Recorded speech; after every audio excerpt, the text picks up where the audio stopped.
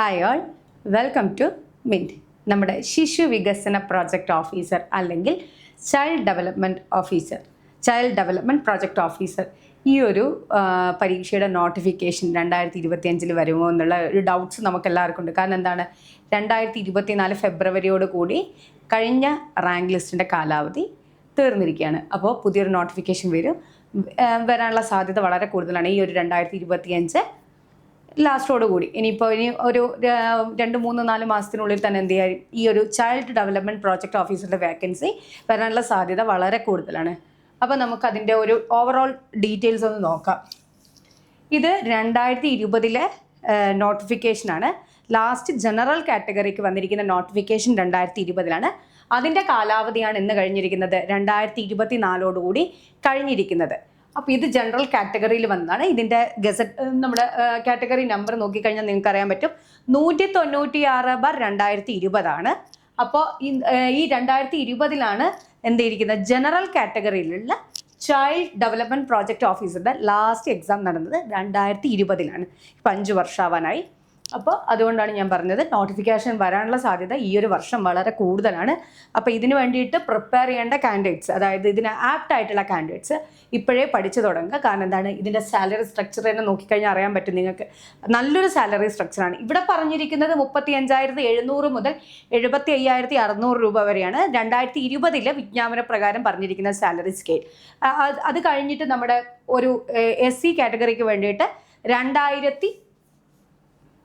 2022 ഒരു എക്സാം നടത്തിയിട്ടുണ്ട്. അവിടുത്തെ സാലറി സ്ട്രക്ചർ നോക്കിയാൽ നിങ്ങൾക്ക് അറിയാൻ പറ്റും, 50,200 മുതൽ 1,05,300 രൂപ വരെയാണ് സാലറി സ്കെയിൽ പറഞ്ഞത്. അതുകൊണ്ടാണ് ഞാൻ പറഞ്ഞത് സാലറി സ്കെയിൽ എന്താണ്, മികച്ചൊരു സാലറി സ്കെയിൽ തന്നെയാണിത്. പ്രത്യേകിച്ച് പെൺകുട്ടികൾക്കാകുമ്പോൾ എന്താണ് അല്ലേ, ഒരു 50,000 മേലെ സാലറി ഉണ്ട് എന്നൊക്കെ പറയുമ്പോൾ നമുക്ക് തന്നെ ഒരു അഭിമാനമല്ലേ. അപ്പോൾ ഇതിന് ആപ്റ്റ് ആയിട്ടുള്ള കാൻഡിഡേറ്റ്സ് ഇപ്പോഴേ ഇതിന് വേണ്ടിയിട്ട് പ്രിപ്പയർ ചെയ്യുന്നത് വളരെ മികച്ചതായിരിക്കും. കാരണം ICDS സൂപ്പർവൈസർ പോലുള്ള എക്സാമിന് നിങ്ങൾ പ്രിപ്പയർ ചെയ്യുന്ന ഒരു കാൻഡിഡേറ്റ്സ് ആണ്, തീർച്ചയായിട്ടും നിങ്ങൾക്ക് ഈ ഒരു പരീക്ഷയ്ക്കും എന്ത് ചെയ്യാൻ പറ്റും, പരീക്ഷ എഴുതാൻ പറ്റും. അപ്പോൾ അത് മുന്നിൽ കണ്ടുകൊണ്ട് വേണം നിങ്ങൾ ഇതിൻ്റെ പാക്കേജുകളൊക്കെ നോക്കിക്കഴിഞ്ഞാൽ തന്നെ അറിയാം, നല്ലൊരു പാക്കേജാണ്. അപ്പോൾ അത് നോക്കിക്കൊണ്ട് തന്നെ വേണം എന്ത് ചെയ്യാൻ, ഈ ഒരു പരീക്ഷയ്ക്ക് വേണ്ടിയിട്ട് തയ്യാറെടുക്കാൻ. നോട്ടിഫിക്കേഷൻ എന്തായാലും 2025 ലാസ്റ്റോടുകൂടി എന്തായാലും വരാനുള്ള സാധ്യത ഒരു 90% ഉണ്ട്. അപ്പോൾ നിങ്ങൾ അത് വെച്ചിട്ട് ഇപ്പോഴേ പ്രിപ്പയർ ചെയ്യുക.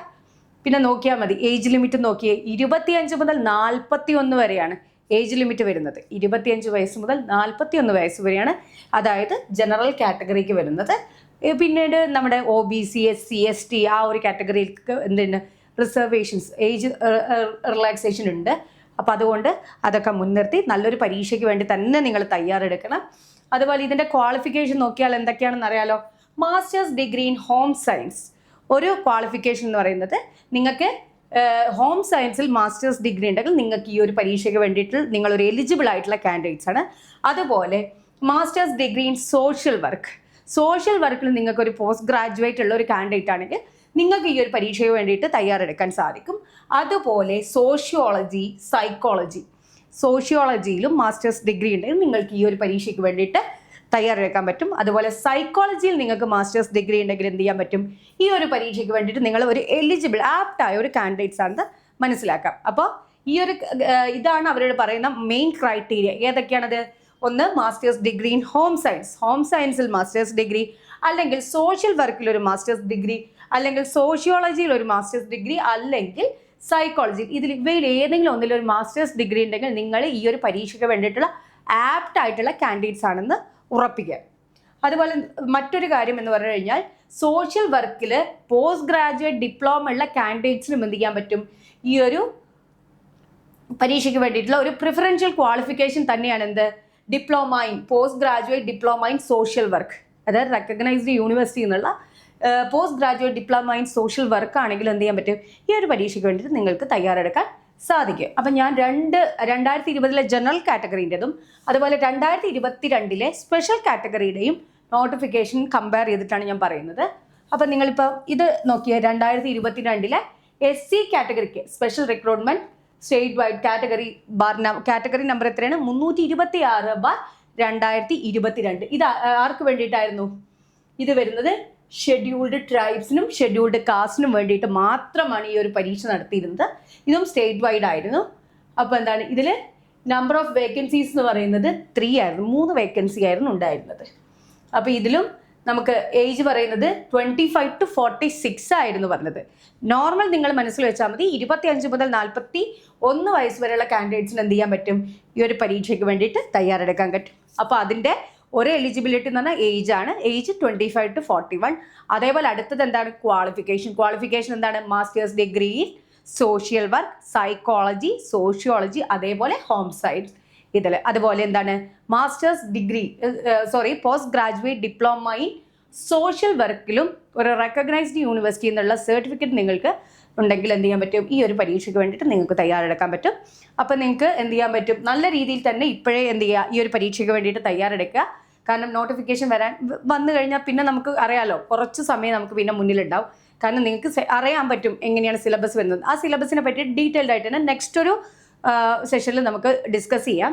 അപ്പോൾ ഇപ്പോൾ എന്ത് ചെയ്യുക? നിങ്ങൾ ഈ ഒരു പരീക്ഷയ്ക്ക് വേണ്ടിയിട്ട് നിങ്ങൾ എലിജിബിൾ ആണോ, ഓക്കെ ആണോ എന്നൊക്കെ നോക്കി നിങ്ങൾ ഇതിന് വേണ്ടിയിട്ട് ചെറിയ ചെറിയ തയ്യാറെടുപ്പുകൾ നടത്തി എന്ത് ചെയ്യുക? ഈ ഒരു പരീക്ഷയ്ക്ക് വേണ്ടിയിട്ട് നല്ല രീതിയിൽ തന്നെ എന്ത് ചെയ്യുക? മുന്നൊരുക്കങ്ങൾ ഇപ്പോഴേ തുടങ്ങിക്കഴിഞ്ഞ് കഴിഞ്ഞാൽ നിങ്ങൾക്ക് എന്ത് ചെയ്യാൻ പറ്റും? ഈ ഒരു ജോബ് നിങ്ങൾക്ക് അച്ചീവ് ചെയ്യാൻ സാധിക്കും. അപ്പോൾ ഇത് നോക്കിക്കഴിഞ്ഞാൽ അറിയാൻ പറ്റും.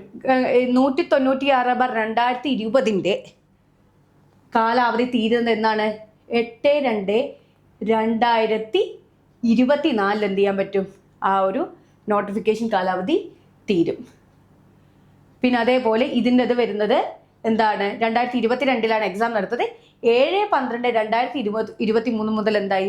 ഈ റാങ്ക് ലിസ്റ്റ് എഫക്ട് ചെയ്യാൻ തുടങ്ങിയിട്ടുണ്ട്, അതായത് ആക്റ്റീവായി തുടങ്ങിയിട്ടുണ്ട്. അപ്പോൾ നിങ്ങൾക്ക് ഈ ഒരു കാര്യത്തിനെ പറ്റിയിട്ട് കുറച്ചൊക്കെ നോളജ് കിട്ടിയെന്ന് വിചാരിക്കുന്നു. അപ്പോൾ ഇനി എന്ത് ചെയ്യുക? നിങ്ങൾക്ക് ഏതെങ്കിലും ഒരു ഈ ഒരു കോഴ്സിനെ പറ്റിയോ അല്ലെങ്കിൽ മറ്റേതെങ്കിലും കോഴ്സിനെ പറ്റിയിട്ടുള്ള ഡീറ്റെയിൽസ് അറിയണമെങ്കിൽ ഞങ്ങളുടെ കമൻറ്റ് ബോക്സിൽ ജസ്റ്റ് ഒന്ന് മെൻഷൻ ചെയ്ത് കഴിഞ്ഞാൽ നമ്മൾ അതിൻ്റെ ഡീറ്റെയിൽസ് നിങ്ങളുമായിട്ട് ഷെയർ ചെയ്യുന്നതായിരിക്കും. അപ്പോൾ ഈ വീഡിയോ ഒക്കെ ഇഷ്ടപ്പെട്ട് കഴിഞ്ഞാൽ ലൈക്ക് ചെയ്യുക, ഷെയർ ചെയ്യുക, സബ്സ്ക്രൈബ് ചെയ്യുക. മറ്റൊരു വീഡിയോയുമായിട്ട് വീണ്ടും കാണാം. താങ്ക്